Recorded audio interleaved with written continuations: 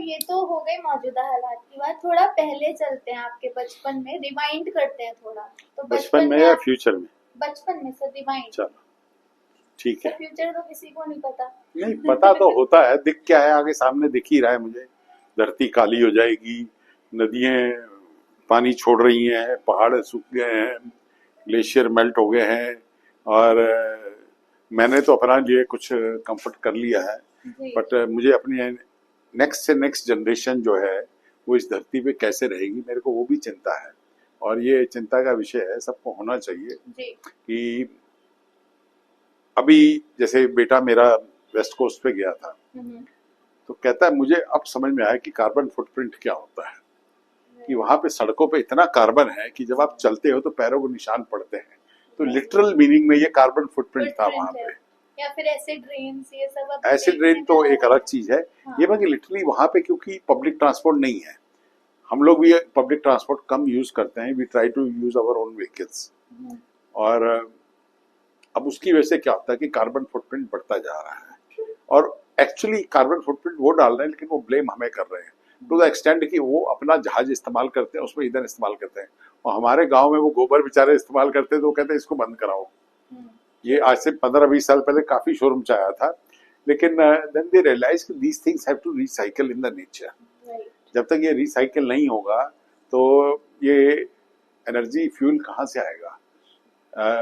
Gasoline या ये आप ये कह लीजिए कि ये जो पेट्रोलियम प्रोडक्ट्स है कब तक लास्ट करेंगे? लेकिन खेती तो होगी हमेशा, और गोबर भी होगा, और फसल भी होगी, तो फ्यूचर में तो यही आपको एनर्जी देगा, या फिर आप सोलर से लोगे, ठीक है ना? तो ये तो फ्यूचर की चिंता होगी, और मुझे इसकी याद है। पास्ट तो हमने जी लिया, लोगों ने देखा हमें और जो भी है, बाकी फिर भी पास्ट के बारे में जो पूछना चाहते हो पूछो। हाँ सर, बचपन के बारे में जानना है, आप कैसे थे? बचपन में हम क्लास में ध्यान नहीं देते थे, और टीचर कई बार पूछ लेती थी कि मैंने क्या कहा, तो हमारा ध्यान होता नहीं था, तो एक ही होता बेंच पे खड़े जाओ, हो जाते थे। वो खोया हुआ मैं अभी भी रहता हूँ। अच्छा। वो क्योंकि एक जो ख्यालों की दुनिया में रहता हूँ तभी तो मैं कुछ समझ पाता हूँ, क्योंकि एक है कि टीचर ने जो कहा मैं वही सुनूं और उसी को इंटरप्रेट करता रहूं, या उसने जो कहा उसको इनिशियली मैं पकड़ के मैं एक अलग थॉट प्रोसेस में चला जाऊं। जब उस अलग थॉट प्रोसेस में जाता हूं तो आई कैन थिंक डिफरेंट। तो वो 2+2=4 वाला जो पुराना सिस्टम है वो अभी भी बहुत सारे स्कूलों में चल रहा है, बट देन जब मैंने नालंदा तक्षशिला का जिक्र किया तो वहां पे ऐसा नहीं होता था। वहां पे आपको चीजों को समझने को कहते थे, और उसके बाद खुद इवॉल्व करो, अपने आप को इवॉल्व करिए। वो अपने आप को इवॉल्व करना जरूरी था, बजाय इसके कि आप जो इंग्लिश सिस्टम बना के हमें देंगे, क्लरिकल सिस्टम कि हमें क्लर्क चाहिए हिंदुस्तान में, तो उन्होंने हमारी सारी पढ़ाई जो है उस क्लरिकल सिस्टम पे चलाई कि हम ये करेंगे ये करेंगे ये करेंगे और उसी की तरह चलेगा। तो वो बड़ा डेंजरस ट्रेंड था, and that should have been, मैं कहूंगा कि वास्ते 30-40-50 साल पहले ही उसको कट ऑफ कर देना चाहिए था, लेकिन नहीं हुआ। अभी थोड़ा सा डिफरेंस आ रहा है, और अच्छी बात है, ये आना चाहिए, because we should allow people to evolve. नहीं तो वो ना तो कुछ नया होगा, वो जो कुछ बनाएंगे हम उसको कॉपी करते रहेंगे, हम अपना बनाते रहेंगे, ना तो अपनी इनोवेशन होगी कुछ, ना अपना कुछ अपने नाम का होगा, made in China, made in USA, made in UK, यही चलता रहेगा, तो हमारा अपना क्या होगा?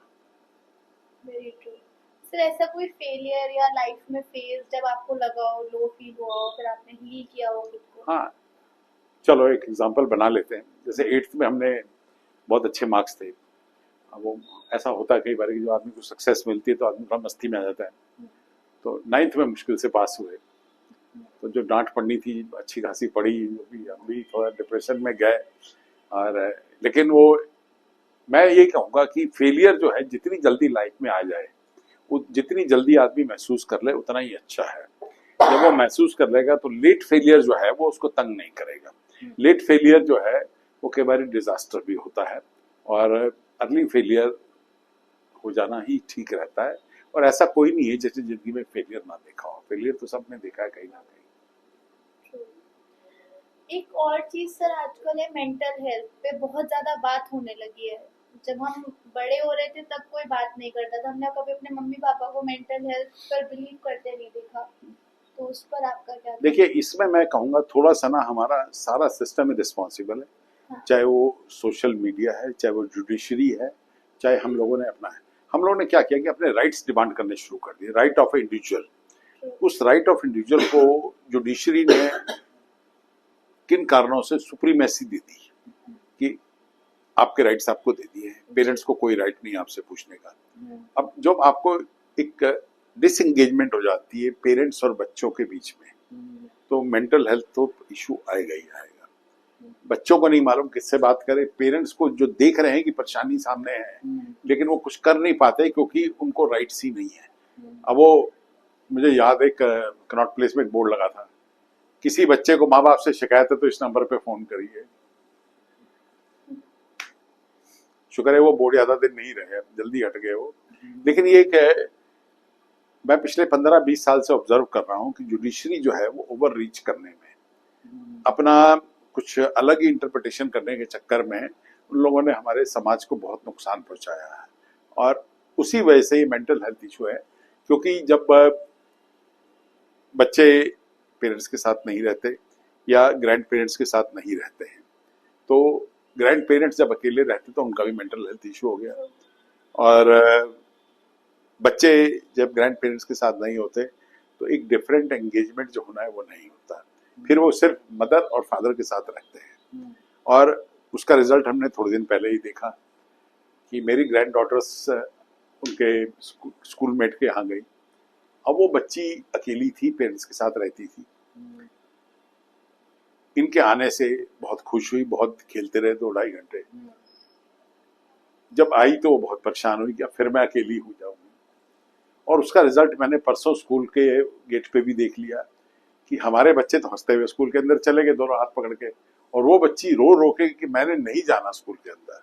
तो एक देखिए मेंटल टेंशन उसको भी होगी कि मुझे अब जो मेरे 2 पेरेंट्स हैं उनसे भी अलग फिर थोड़ी देर के लिए कर रहे हैं। तो देखिए it's a process which has started, और फैमिलीज जब तक अगर इकट्ठी रहेंगी तो मेंटल हेल्थ इश्यूज कम होंगे, as long as they understand each other.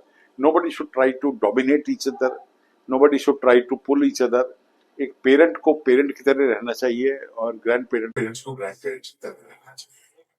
Very true, it's an understanding. क्योंकि आजकल जो हो रहा है सर, फैमिली से दूर कर रहे हैं हम, फिर कम्युनिटीज बन रही हैं कि आप उन कम्युनिटीज में एंगेज करें। तो आपने बहुत सही बात कही कि अगर फैमिली के साथ रहेंगे तो इतना आगे जाने की जरूरत नहीं पड़ेगी। बिल्कुल सही बात है। और मेंटल हेल्थ में और भी बहुत सारे इश्यूज है कि आप सबकी जो एम्बिशंस है उनको पूरा करें। जब तक उनको पूरा नहीं कर रहे होते, उस डायरेक्शन में नहीं जाते, तो आप लोग परेशान भी रहते हो। स्पेशली जब आपने कुछ ठान लिया करना है। अब किसी ने सोच लिया कि मुझे मैंने तो पढ़ाई सब्जेक्ट ली हुई थी, मान लीजिए फैशन डिजाइनिंग में की, और उस कैरियर में मैं आगे कुछ नहीं कर पा रहे, तो वो एक इशू, मेंटल हेल्थ इशू बन जाता है। और जब आप उस रास्ते चल पड़ते हो, कुछ पॉजिटिव आपको मिल जाता है, तो चेहरे पे अपने आप ही रिलैक्सेशन आ जाती है। मेंटल हेल्थ, ठीक है ना। इसी तरह लाइफ में आपने कंपेनियन के बारे में सोचा कि मेरा कंपेनियन ऐसा होना चाहिए, तो अब वो या तो जो मिल गया उसको एक्सेप्ट कर ले, और जो मिल गया उससे तो झगड़ा करते रहे और दूसरे के बारे में सोचते रहे, तो मेंटल हेल्थ इश्यूज तो आएंगे ही आएंगे। हाँ, ये आपने बहुत अच्छा एक सवाल मुझे दिया कि कंपेनियनशिप आजकल सर, जैसे सोशल मीडिया पे आप देख रहे होंगे, जैसे इंटॉलरेंस की बात की थी हमने, अब कोई किसी को मार दे रहा है या डिवोर्स बहुत हो रहे हैं, तो पहले नहीं होते थे। तो डाइवोर्स तो पहले भी हो रहे थे, अभी डाइवोर्स थोड़े से इजी कर दिए, मैं कहूँगा अच्छा है। बल्कि अभी तुम जिस तरफ इशारा कर रही हो, आजकल जो हो रहा है उसमें हमारे परसों किसी ने बोला, मैंने भी उसको एंडोर्स किया, इससे तो 3 तलाक अच्छा था, कम से कम मार तो नहीं रहे जी, अब मार रहे हैं। तो ये तो एक डेंजरस सिचुएशन क्रिएट हो गई है। उससे तो 3 तलाक ही अच्छा था। तलाक तलाक तलाक कहा, तुम अपने रास्ते में अपने रास्ते में जाओ, तो मारो तो नहीं किसी को। अभी तो वैसे जो भी हो रहा है इंतहा हो गई है, और ये एक बहुत बड़ा टॉपिक है, इस पर कभी चर्चा करते हैं ना, अभी इसको नहीं चाहिए, क्योंकि अभी आगे क्या होना कुछ दिनों में, अभी महीने 2 महीने 4 महीने में पता चलेगा कि समाज किस डायरेक्शन में गया है। क्योंकि ऑलमोस्ट आई वुड से कि 7 दिन में 5 या 6 दिन कोई ना कोई किस्सा आ रहा है, और दैट्स वेरी डिस्टर्बिंग। समाज किधर चला गया है, कुछ क्यों हुआ ऐसा ही नहीं है। क्या क्या ऐसा ही था पहले या उसको दबाया गया था संस्कारों के नाम पे या कुछ था, पर अभी तो बदल गया है सब कुछ। तो जैसे आपने एक लाइफ देखी होगी बिना सोशल मीडिया के और अब एक लाइफ जो कि ऑल अबाउट सोशल मीडिया हो चुकी है, तो आपको क्या डिफरेंस लगा और मतलब कौन सी ज्यादा बेहतर लगी? मैं यही कहूंगा कि दोनों ही अपनी जगह सही है। सोशल मीडिया में अब ये है हम्म, कि अगर मैं एक्सट्रीम से शुरू करूं, तो एक ओल्ड मैन मुझे मिला था द्वारका में। हम्म, तो अब वो कहता मैं यूट्यूब पे सारे ही शाम काट लेता, वाइफ उसकी नहीं थी और बच्चे तो बाहर जा चुके। तो वो कहता मैं यूट्यूब व्हाट्सएप पे सारे ही शाम काट लेता हूँ अपनी। देर में तो बच्चे पार्क में खेल रहे होते हैं, मैं उनको देख लेता हूँ। अब उसकी समस्या एक और थी, किसी ने उसको यूट्यूब ऑन करके दे दे व्हाट्सएप तो वो देख लेता था। किसी बच्चे ने उसको ये नहीं सिखाया कि उसको ऑन कैसे करना है, उसको यानी उसका वो बना के नहीं दिया। तो मैंने उसको स्क्रीन पे उसके जब बना के दे दिया तो ही वॉज वेरी हैप्पी, कह के थैंक यू। इतने दिनों से मैं जिससे पूछता हूँ खोल के तो दे देता है वो, पर वो मेरे को लोगों को बना के देता स्क्रीन पे तो मेरे लिए ईजी हो जा रहा था। तो ये तो एक्सट्रीम हो गई सोशल मीडिया में। दूसरा सोशल मीडिया है कि बच्चा भी बैठा है घर में और पेरेंट्स भी बैठे हैं।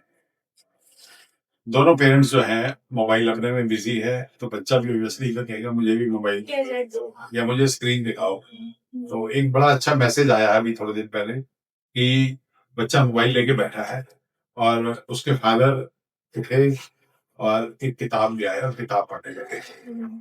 उसकी मदर आई, वो भी एक किताब ले आई, वो किताब पढ़ के बच्चे ने इधर देखा और उसको लगा कि मैं भी अपनी किताब ले आता हूँ। तो उसने अपना मोबाइल एक तरफ रख दिया, किसी को कहने की जरूरत नहीं पड़ी और वो अपनी स्टोरी बुक ले आया और उसको ऐसे ऐसे करने लग गया। जो पेरेंट्स करेंगे वही बच्चे करेंगे। That was a very good, I would say, message which was given by that small video clip.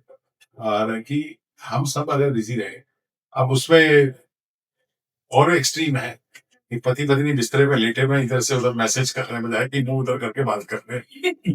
तो ये भी एक एक्सट्रीम है। तो सोशल मीडिया को देखिए, हर चीज की जो मिसयूज और इंतहा हो जाती है वो गड़बड़ है, लेकिन इसका फायदा भी है कि अब ये सोशल मीडिया का ही तो आउटपुट है कि अगर मुझे अपने किसी रिश्तेदार को यूके में या फ्रांस में या कहीं पे मैसेज देना हो, I can send that with in seconds. और उससे पहले हम बाई पोस्ट आते थे तो पोस्ट से ना वो पोस्ट ऑफिस जाके पूछते थे लेटर जाएगी तो इसके कितने पैसे लगेंगे, and that amount was fantastic उस वक्त के पैसे के हिसाब से। तो नहीं कर पाते थे। तो इवोल्यूशन में ये एक प्रोसेस है। और आई वुड से कि जिसने भी ईमेल बनाई उसने बहुत बड़ा काम किया है। तो उसी के बहाने तो हम सब एक दूसरे से कम्युनिकेट किए, व्हाट्सएप वगैरह ये सब बाद में आए। But I think email was something fantastic कि आप लोगों को कम्युनिकेट कर पा रहे हो। तो सर इवोल्यूशन तो आपने जैसे बोला जरूरी है और उसको अडेप्ट करना उससे ज्यादा जरूरी है। तो मेडिकेशन में ऐसी कोई टेक्नोलॉजी जो आपको लगा हो पहले नहीं थी और अब है और बेहतर है और हमारे दर्शकों का जानना जरूरी हो? देखिए, लेटेस्ट जो मेडिसिन में चल रहा है वो है पतला होने के लिए। Obesity has become a problem. और सर ने ये अब सही लिया है। हर कोई पतला होना चाहता भी और हो भी नहीं पा रहा है। कुछ हो जाते हैं थोड़ी देर के लिए फिर वापस चले जाते हैं। तो इसमें एक जो लेटेस्ट आया है वो इस वक्त मीडिया में चल भी रहा है, यूज भी हो रहा है और अभी तक उसके कोई साइड इफेक्ट्स नहीं आए।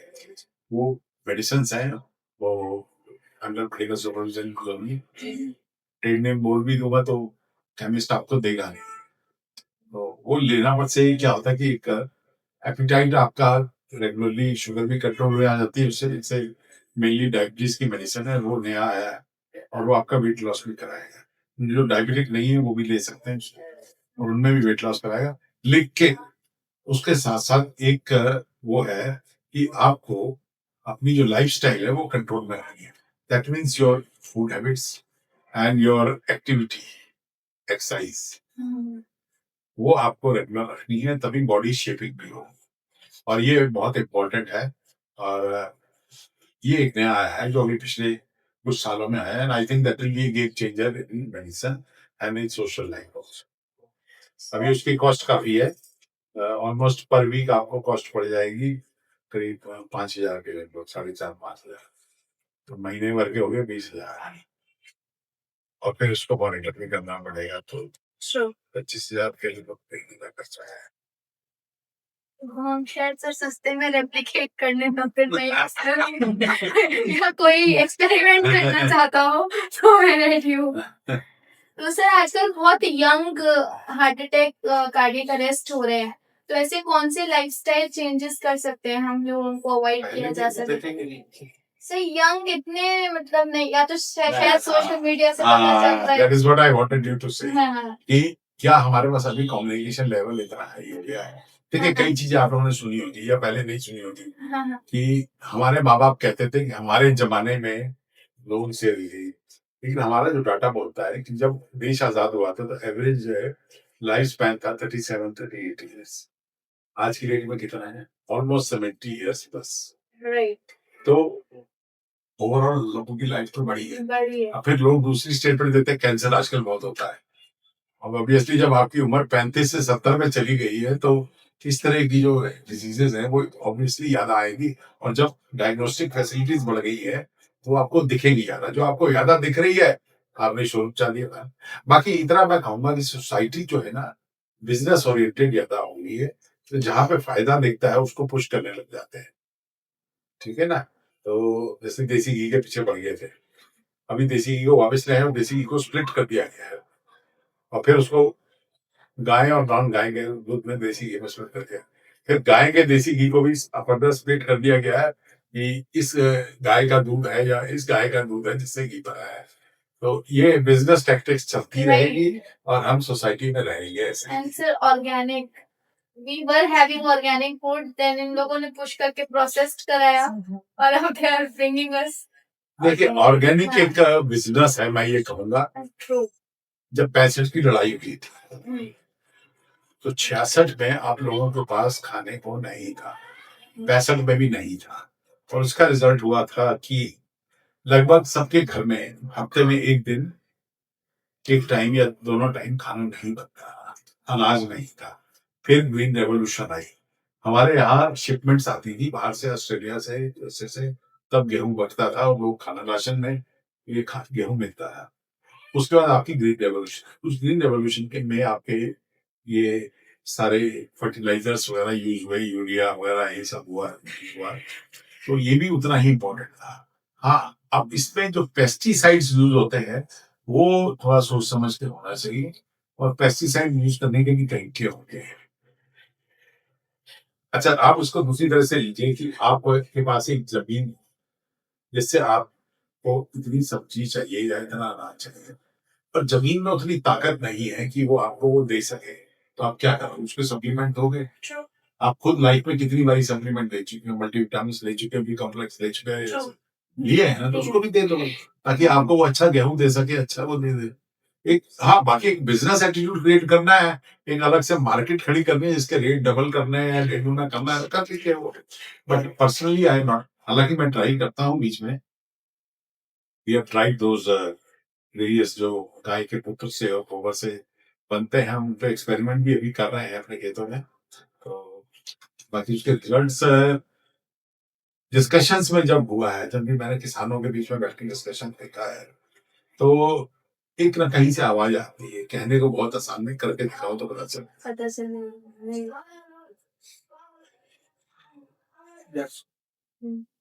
सर देश मतलब बहुत तरक्की कर रहा है, बट किसानों से जैसे आप बात करते हैं, आपको कोई स्थिति में बदलाव लगा या आज भी वैसे ही है? किसान जो इनोवेटिव थे उन्होंने कर लिया है, जहाँ पे गवर्नमेंट ने ध्यान। सर आपसे बात करके बहुत अच्छा लगा, और मैंने काफी सारे विषय पे एक साथ बात कर ली। बहुत अनस्ट्रक्चर्ड रहेगा ये अगर हम वैसे देखें, लेकिन हम आपके साथ एक और एपिसोड करना चाहेंगे जिसमें हम अपने एक्सपर्ट से क्वेश्चंस आपसे पुट अप करेंगे, या दर्शक कोई अगर कुछ पूछना चाहते हैं तो हमें ईमेल कर सकते हैं अपने सवाल, और हम सर से आपके बिहाफ पे पूछेंगे पॉडकास्ट में और अगले एपिसोड में उसको रिलीज करेंगे। Thank you so much for watching us, मिलते हैं अगली बार। Thank you.